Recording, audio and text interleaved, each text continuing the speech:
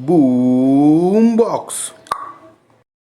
नमस्कार दोस्तों, मैं डॉक्टर दीपशिखा आपके साथ साझा करूंगी अपने विचार अल्सर्स के बारे में।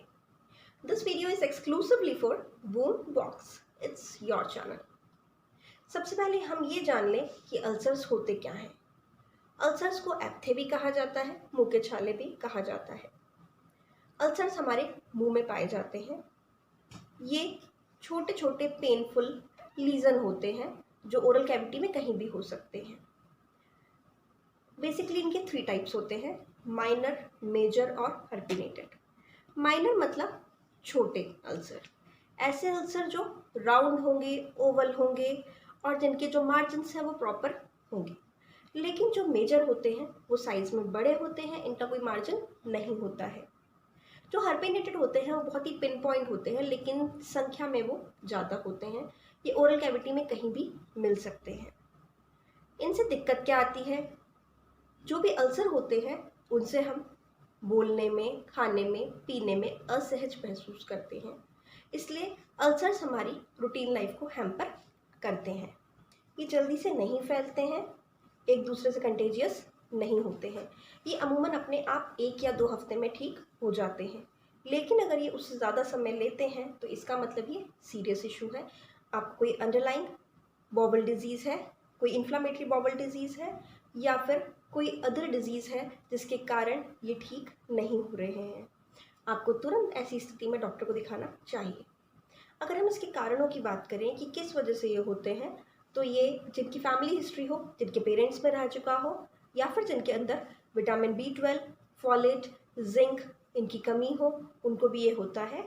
तो इनकी कमी को आप पूरा करते रहिए।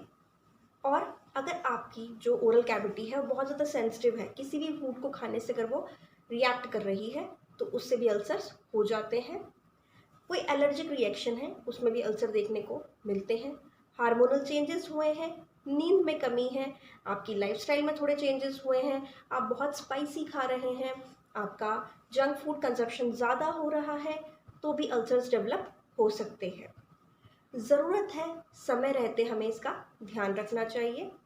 और अगर हम बात करें इसके ट्रीटमेंट की, तो ट्रीटमेंट के पार्ट पे हम देखते हैं कि कोई भी बेकिंग सोडा या सॉल्ट वाटर से हमें रिंस करना चाहिए माउथ को।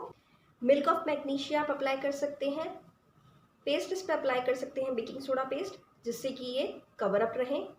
इस पर आप आइस अप्लाई कर सकते हैं। क्रोबेलिया टी आप पी सकते हैं, इसमें वो बहुत ही फ़ायदेमंद होती है। और साथ में जिन न्यूट्रिशन की कमी के कारण अगर ये हुए हैं तो वो न्यूट्रिशन आप ले सकते हैं एक्सटर्नली, जैसे कि फॉलेट है, जिंक है, आयरन है, विटामिन B12 है।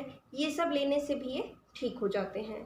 घर पे रह के आप क्या कर सकते हैं कि आप प्रॉपर अपने ओरल हाइजीन का ध्यान रखें।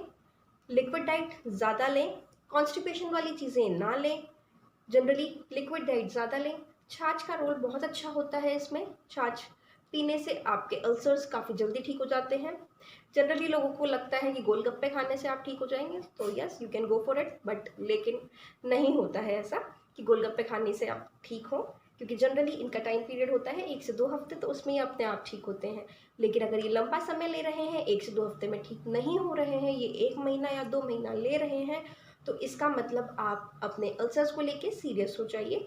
उनके बारे में सोचिए कि ऐसा क्यों है, कहीं आपको कोई बॉबल डिजीज़ तो नहीं है, या आपकी इम्यूनिटी बहुत ख़राब तो नहीं है, या आपके अंदर डायबिटीज़ मेलाइटस तो नहीं है। तो समय रहते सजग हो जाइए, सतर्क हो जाइए, अपनी बीमारियों को पहचानें और बूम बॉक्स से जुड़े रहें। Thank you so much.